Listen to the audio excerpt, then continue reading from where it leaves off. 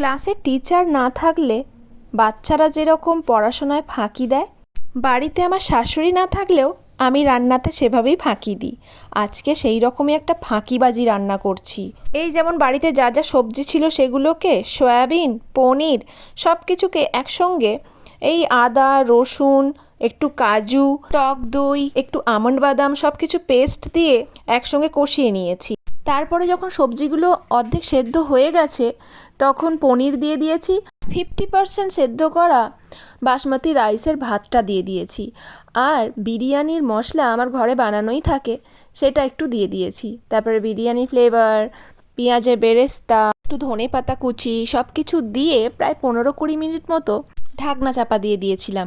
ঠিক যেরকম বিরিয়ানিতে দম দেওয়া হয়, এটা ফাঁকিবাজি দম দেওয়া আর কি। তারপর যখন সবজিগুলো পুরোপুরি সেদ্ধ হয়ে যাবে এবং ভাতটাও শুকনো শুকনো হয়ে যাবে, তখন আমার খাবার একেবারে রেডি। খাবারটার নাম যাই হোক গে, আমার কাছে কিন্তু এটা ফাঁকিবাজি ডিশ। ভিডিও ভালো লাগলে সাবস্ক্রাইব।